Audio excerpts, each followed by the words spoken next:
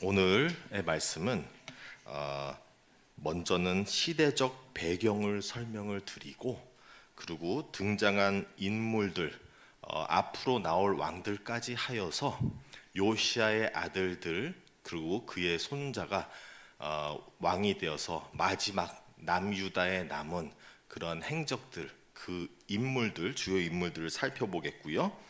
그럼으로써 우리가 그 외에도 성경에 있는 다른 예언자들이나 또 그 선지자들에 대해서도 어떻게 관련이 있는지 간단히 살펴보고 오늘을 마무리하도록 하겠습니다. 첫 번째로는 시대적 배경인데요. 일단은 우리가 북이스라엘이 망한 것을 잘 알고 계시죠.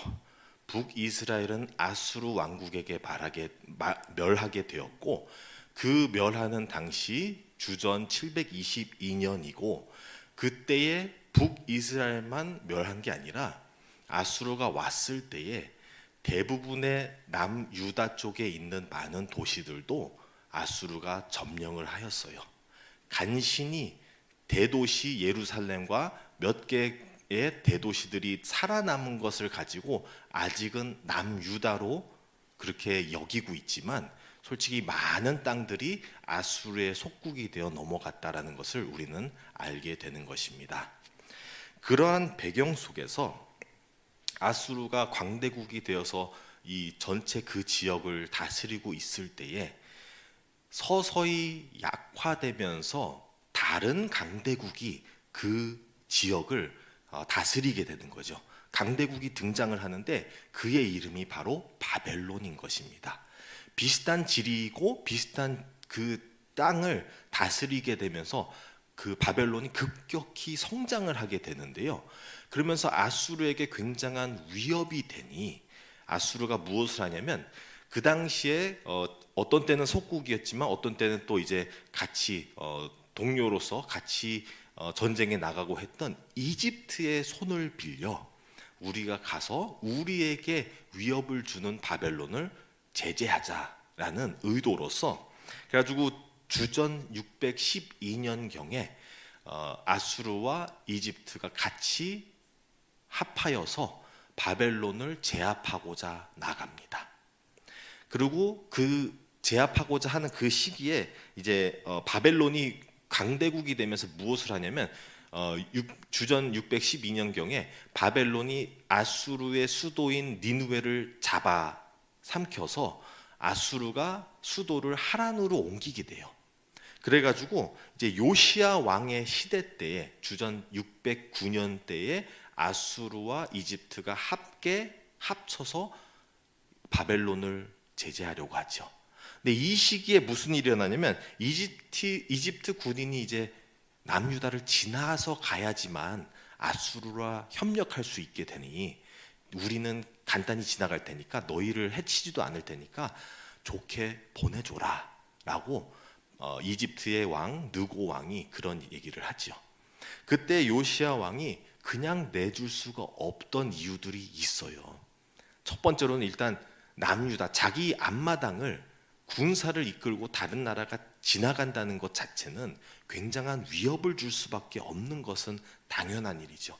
그것을 그냥 내버려 둘 수 있는 것은 솔직히 왕의 무력함과, 그리고 왕 자체가 자기가 자기의 백성, 자기의 땅을 지킬 수 없다라는 것도 말을 하고 있는 거기 때문에 그러한 약한 모습을 보이면 안 되는 것도 당연한 일이었고요. 또 요시야에게 있었던 다른 마음은 무엇이냐면, 이미 북이스라엘도 아수르에게 망하고 남유다도 많이들 삼켰는데 아수르에 대해서 좋은 감정이 있을 수가 없는 거예요. 그럴 때에 아수르를 돕겠다고 이집트가 나가니 가서 내 원수를 돕는다는데 좋다고 보는 사람이 누가 있겠어요. 그러니까 요시야는 나아가서 이집트 왕을 막을 수밖에 없었습니다. 그러나 이제 이 막는 과정 속에서 요시야 왕이 죽게 되는 것이죠. 이러한 과정을 통해서 이집트의 왕 느고 왕이 이제 남유다의 왕 요시야를 죽이고 거쳐서 이제 전쟁터로 나갔는데, 그러고 나서 패배를 하고 돌아오는 과정에 보니 그래서 예루살렘을 다시 또 지나가야 되기 때문에 돌아오다가 보니 요시야가 죽은 그 가운데서 요아하스라는 그의 아들. 근데 이제 이 아들에 대해서 나중에 또 설명을 드릴 건데요. 이 아들은 이제 요시야의 아들들이 있는데 그 중에 넷째 아들이에요. 아무래도 어떻게 보면 이제 정치적인 영향력을 잘 이끌고 있었던 사람이 아닐까라고 추정이 되는데, 그렇기 때문에 사람들이 이 넷째 아들 요아하스를 왕으로 삼고 있는 거죠. 그래서 요시야가 빈자리를 그의 넷째 아들 요아하스를 그 자리에 놔뒀는데 이집트가 돌아오는 과정에 그것을 보고 못마땅하는 거죠. 누가 감히 우리의 허락 없이, 안 그래도 나와가지고 우리는 평화롭게 지나가겠다 했는데 와서 싸우질 않나, 그리고 그의 죽은 자리를 또 자기 맘대로 왕을 세우지 않나, 그러한 많은 불평들 가운데, 그리고 또 뭐예요? 전쟁도 졌잖아요. 그러니까 돌아가면서 분풀이인 거죠. 그래서 요아스를 잡아서 이집트를 끌고 가요.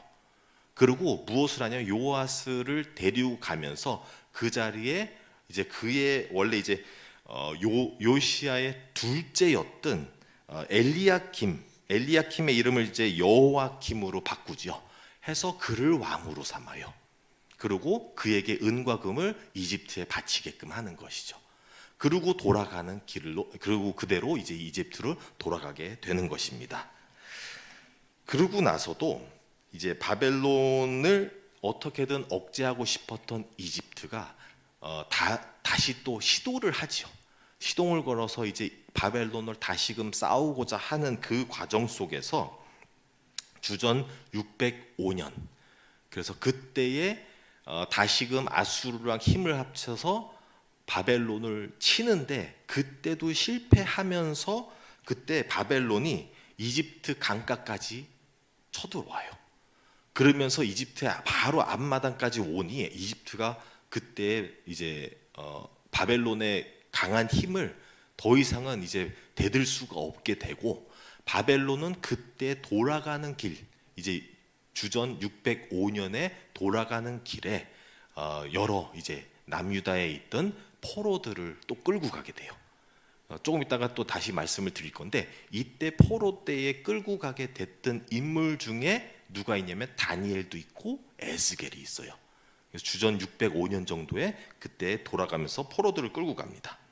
그러고서도 오늘의 이제 본문에서 등장했던 요아킴이 바벨론에게 이제 그때 이제 바벨론에게 속국이 되어서 또 바벨론에게 은과 금을 바치게 되는 것이죠. 근데 이제 그때 은과 금을 바치다가 3년 정도 하다가 배신을 해요. 이때쯤 이렇게 상황을 살피면서 이집트에 아직도 느고 왕이 조금 힘이 있지 않을까라는 그런 생각을 하면서 이집트를 생각해서 자기가 반항해도 되겠다라는 생각을 해서 바벨론에게 이제 더 이상 은과 금을 보내지 않고 반항을 하게 되는 것이죠. 그리고 나중에 이제 주전 598년도에 8년에 바벨론의 느부갓네살 왕이 한번 그 모든 이집트의 영향을 받고 있는 작은 나라들을 정리하러 와서 단판에 다 정리를 하고, 그때 여호와김도 죽게 되고, 그리고 그의 아들 여호와긴을 왕으로 세우고 돌아가게 되는 것입니다. 바로 이것이 이제 역사적인 오늘의 본문까지의 말씀의 배경이고요. 그러면 오늘의 그 앞으로 올 남유다의 마지막 4명의 왕, 그리고 그들의 관계를 함께 설명해 보고자 합니다. 일단 오늘 우리가 오늘의 배경에서에 나오는 전에 있던 배경 이야기에서 나오는 요시야 왕을 알고 있죠. 요시야 왕이 이제 많은 좋은 개혁들을 이루고 하나님의 그래도 마음을 좀 시원하게 해주었던 왕인데, 이 왕이 이제 남유다의 16대 왕이었어요. 이 16대 왕 요시야가 이집트 느고 왕을 맞대고 싸우다가 죽게 됐는데, 그러고 나서의 첫째는 이제 첫째 이름이 요하난인데 요하난은 등장하질 않아요. 그래서 뭐 학자들 중에선 그가 젊을 때 죽었거나 뭐 이제 영향력이 없었다 이런 얘기를 하고 되고요. 그리고 요시야 왕이 죽었을 때에 백성들이 왕으로 세웠던 사람이 바로 여호와하스인데 그의 또 다른 이름은 샬룸이에요. 그래서 이제 우리가 항상 열왕기 하를 볼 때에 그러니까 열왕기에 있는 내용을 볼 때 또 역대기에 있는 내용을 같이 마주 보면서 하면은 굉장히 좋은 또 공부가 되긴 합니다. 이때 또 때로는 이름들이 조금씩 다를 때가 있어요.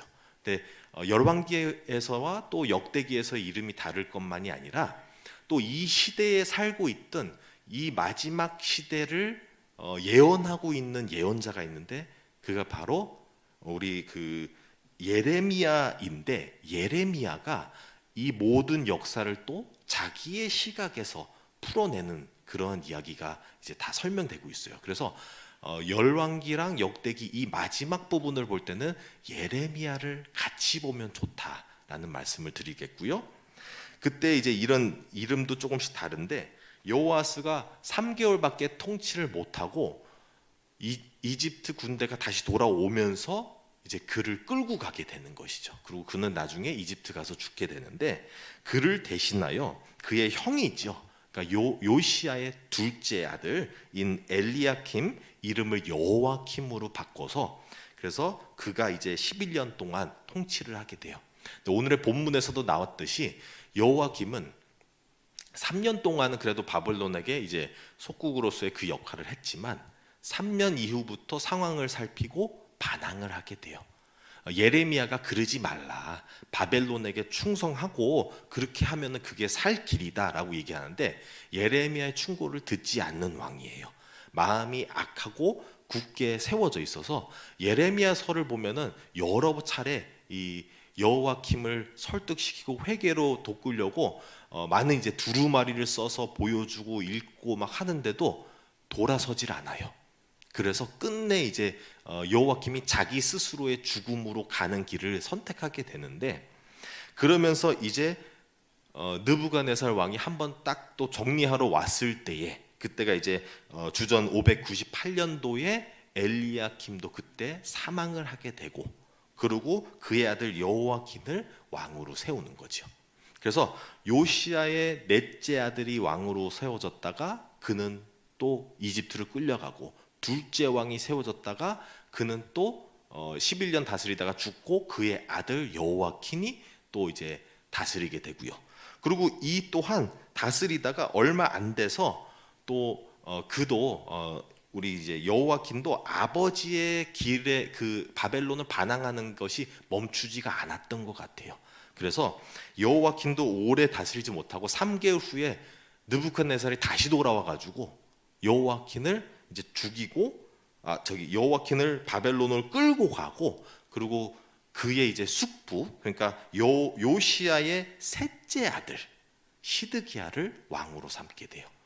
그래서 이제 요시야의 왕 아들들이 이제 계속 이제 왕권을 쥐게 되는데 시드기야가 또 이제 원래 본 이름은 마따니아라는 이름이었는데 이제 여기서는 이제 시드기야로 해서 나오고 이 시드기야 왕이 11년을 통치하다가 끝내 마지막에 이제 바벨론에게 멸망당하면서 끌려갈 때 이제 자기 아들들이 자기 눈앞에서 죽임을 당하는 걸 보고 자기 눈까지 뽑히면서 이제 끌려가는 처절한 남유다의 이제 마지막을 그려내는 그러한 장면들이 앞으로 이제 나오게 되는 것입니다. 이러한 배경들 설명 가운데서 또 이제 연결되어 있는 이 인물들 선지자들이 있는데 예레미야가 이제 남유다의 마지막 이 부분을 같이 살아내면서 또 우리가 예레미야 애가도 있잖아요. 예레미야가 자기의 나라에 대해서 회개하라 하면서 회개를 안 하고 끝내 돌이키지 않고 이스라엘 그러니까 남유다가 망하는 것까지 자기 눈으로 보게 되었던 그 아픔을 겪었던 사람이에요. 그러니까 회개하라는 게 남의 이야기가 아니라 내 가족이 돌이키지 않는 그 아픔을 가지고 그들이 끝내 자기의 망하는 길을 가는 것을 보고 그 애통함이 이제 예레미야 애가인 것이죠. 그러면서 예레미야는 솔직히 이제 또 그 통치자들로 인하여서 이제 이집트로 끌려가 가지고 이제 살게 되는데 예레미야가 이제 그 시대를 잘 그려냈더라면 또 아까 말씀드렸던 주년 주전 605년경 바벨론이 한번 왔다가 쭉 돌아가면서 느부갓네살이 데려갔던 포로들 중에 누가 있냐면 다니엘과 에스겔이 있어요. 그래서 다니엘은 이제 아무래도 어린 나이에 끌려가 가지고 이제 나중에 우리가 잘 알죠. 다니엘이 어떻게 자라난지. 그리고 또 에스겔도 아마 어린 나이에 끌려갔는데 나중에 이제 그래서 에스겔이 활동한 걸 보면 바벨론에서 활동이 시작돼요. 바벨론에서 30세가 되면 원래 이제 예루살렘에서 30세가 되면은 제사장이 되는데 그가 제사장이 되는 나이에 바벨론에 있는 거예요. 그러니까 제사장이 될 수가 없는 거죠. 제사장이 될 수 있는 성전도 없고 그 역할도 없고. 그러니까 이 에스겔이 그 고민 속에서 하나님을 환상 속에 만나면서의 예언자의 역할을 하게 되는, 사명을 받는 그러한 모습을 우리가 또 발견하게 되고요. 또 이 마지막 때를 그리고 있는 이제 선지자들이 있는데 그게 바로 하박국과 또 스바냐입니다. 이들이 또 마지막 이 때를 남유다의 멸망하는 때를 그려내면서 하나님의 심판에 대해서도 얘기하지만 항상 하나님의 심판 뒤에는 뭐가 있어요? 희망을 같이 그려내고 있습니다. 오늘 이러한 배경 이야기 속에서 저는 한 말씀 9절만 함께 보고 마무리 짓도록 하겠습니다. 하나님의 마음을 제일 잘 설명하는 것 같은데요. 열왕기하 24장 4절 말씀인데요. 4절 말씀 이렇습니다. 또 그가 무죄한 자의 피를 흘려 그의 피가 예루살렘에 가득하게 하였음이라. 여호와께서 사하시기를 즐겨하지 아니하시니라.